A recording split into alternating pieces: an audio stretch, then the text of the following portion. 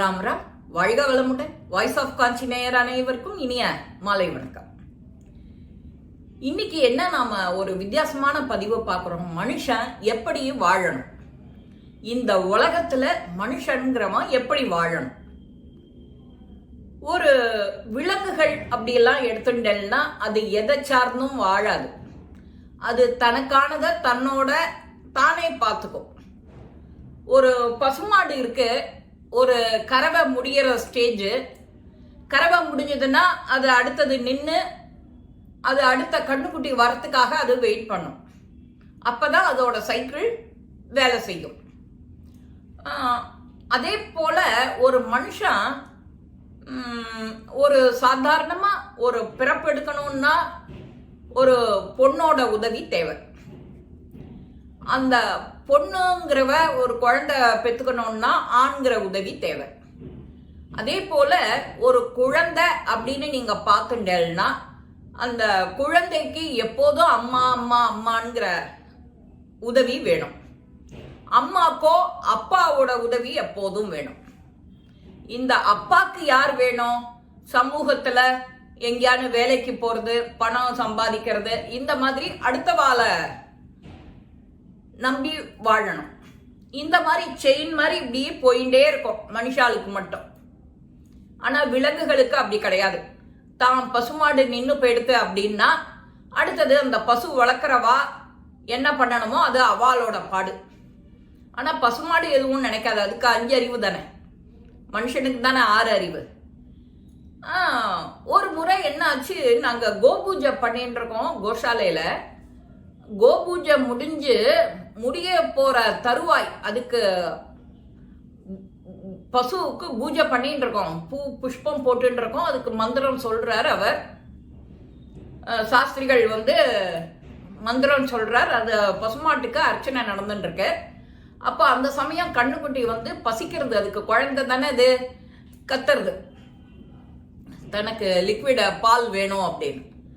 பால் கறக்கிற நேரம் தான் அது. அந்த பால் கறக்கிற நேரத்துல அந்த கண்ணுக்குட்டியை நாம முன்னாடி கொஞ்சம் பால் குடிச்சுக்கட்டும் அப்படின்னு நாம விடுவோம். அது என்ன, ஒரு நிமிஷம்தான். அதே மாதிரி விட்டு விட்டு விடும்போது அது வேக வேகமா ஆவலா அம்மா கிட்ட குடிக்கும். அந்த குடிக்கிற பாவத்துல அன்னைக்கு குடிக்க கூட விடல, பக்கத்துலதான் வச்சிருந்தோம் அந்த கண்ணுக்குட்டியை. அது பேசின சம்பாஷணை அம்மாவுக்கும் பொண்ணுக்கும் இப்படி ரப்பா இருக்கு. அப்படி தேய்ச்சி கன்னத்தோட அப்படி தேய்ச்சிக்கிறது. இந்த அம்மாங்கிற பசுமாட்டுக்கு அப்படியே பால் சுரக்கிறது. தானா அப்படி காம்புலேருந்து சொரியுது.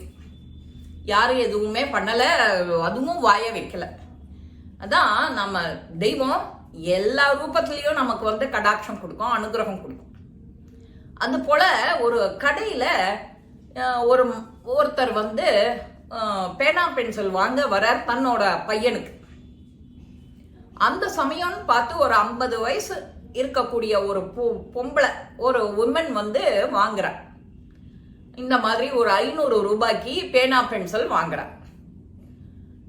அதுல டிசைனா குழந்தைகளுக்கு எப்படி பிடிக்கும் அப்படிங்கிறத பார்த்து அதுல கான்சென்ட்ரேட் பண்ணி வாங்குறார்.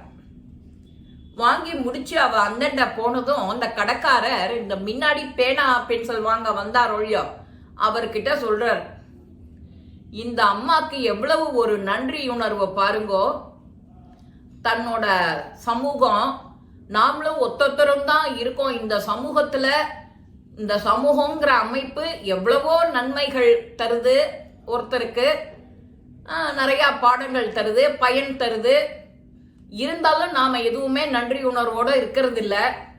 ஒரு வேலை செய்யற ஆபீஸ்லனா கூட சம்பளம் வருது, நீ வேலை செய்யற சம்பளம் கொடுக்குற, அது வேற விஷயம். இருந்தாலும் அங்க இன்னும் சுமூகமா ஒரு நல்ல பேர் எடுக்கணும் அப்படின்னா ஒரு சில பேர் தான் அதுக்கு தகுதியானவாளா இருக்கா. அதாவது தன்னலம் மறந்து சுயநலம் இல்லாம அப்படியே எல்லாருக்கும் உதவி பண்றது. அதுல ஒரு ருசி காணுவா, இன்பமா இருப்பா, சந்தோஷமா இருப்பா. அந்த மாதிரி இந்த அம்மா என்ன பண்றா, தான் வளர்ந்த ஹாஸ்டல், அநாத விடுதி, அந்த அநாத விடுதி குழந்தைகளுக்கு 500 ரூபாய்க்கு பேனா பென்சில் வாங்கி கொடுக்குறான். அந்த அம்மா ஒன்றும் பெரிய பணக்காரி கிடையாது, நிறைய சம்பளமும் கிடையாது. 500 ரூபாய் தான். அந்த 500 ரூபாய் 5000 ரூபாய் தான். அதுல 500 ரூபாய்க்கு பேனா பென்சில் வாங்கி அங்க இருக்கிற குழந்தைகளுக்கெல்லாம் கொடுக்குறா. ஒரு நன்றி கலந்த ஒரு பண்பை சொல்றதுக்கு எல்லாருக்கும். நாம சமூகத்திலேருந்து நிறைய உதவி வாங்கிக்கிறோம். ஒருத்தர்கிட்டே இந்த பாடம் வாங்கிக்கிறோம், அன்பை வாங்கிக்கிறோம், என்ன நமக்கு வேணுமோ அதுலேருந்து சமூகத்திலேருந்து எடுத்துக்கிறோம். ஃப்ரெண்ட்ஸு உதவியை நாடுறோம், நாம டிராவல் பண்றோம், என்னெல்லாமோ பண்றோம். பண்ணிட்டு என்ன பண்றோம் கடைசியில, அவளுக்கு நீ திரும்பி எதையானு கொடுத்தியா அப்படின்னு நீ உட்காந்து யோசிச்சு பார்த்தா எதுவுமே இல்லை. அததான் சொல்றார் அவர். அந்த அம்மா எவ்வளவு ஒசந்து போறா. அந்த அம்மாக்கு இத்தனைக்கும் கேன்சர்.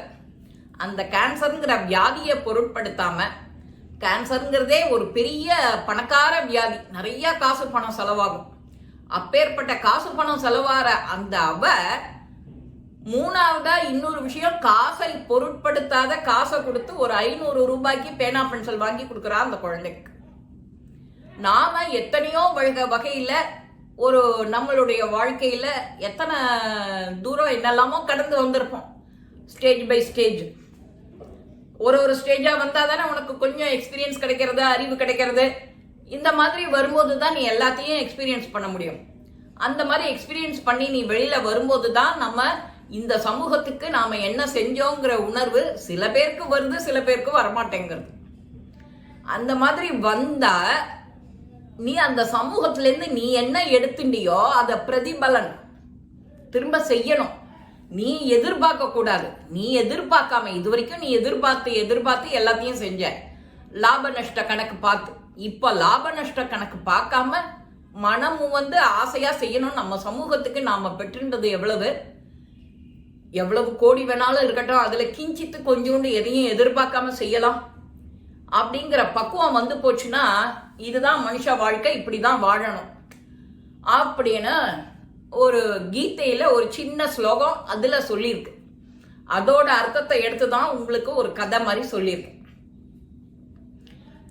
அந்த கடைக்காரனும் அந்த ஒரிஜினலா முன்னாடி பேனா பென்சில் வாங்க வந்தவரும் சொல்றார், இந்த அம்மாவோட மனசு சொற்ப சம்பளம், அதுல அந்த தான் வாழ்ந்த ஹாஸ்டல் விடுதி குழந்தைகளுக்கு திரும்ப பிரதிபலன் செய்யறா. இந்த மாதிரி பிரதிபலன் யாருமே செய்யாம எத்தனையோ பேர் போயின்னு இருக்கோம், செஞ்சுட்டு இருக்கோம். அந்த மாதிரி இல்லாம நம்ம சமூகம் நன்னா இருக்கணும்னா இந்த எண்ணத்தை நாம வளர்த்துக்கணும். நாம நம்ம சமூகத்துக்கு என்ன செஞ்சோம்னு ஒரு செகண்ட் யோசிச்சு பார்த்தா எல்லாரும் செய்ய ஆரம்பிச்சுடுவா. இதுதாங்க வாழ்க்கை, இப்படிதான் இருக்கணும் அப்படின்னு அந்த கடைக்காரரும் அவரும் பேசிக்கிறாரா இந்தன. இந்த மாதிரி பேசிக்கிட்டே நாம செஞ்சோம்னா நம்ம சமூகம் எங்கேயோ இருக்கும். இந்த பதிவு உங்க எல்லாருக்குமே பிடிச்சிருக்கும். லைக் பண்ணுங்க, ஷேர் பண்ணுங்க, பெல் பட்டனை கிளிக் பண்ணுங்க, சப்ஸ்கிரைப் பண்ணுங்க, கமெண்ட்ஸ் பாக்ஸ்ல கமெண்ட்ஸ் போடுங்க. ஸ்ரீ மகாபெரிவா திருவடிகளே சரணம். நல்லதே நடக்கும். ஆனந்தமா இருப்போம் நண்பர்களே. வாழ்க வளமுடன்.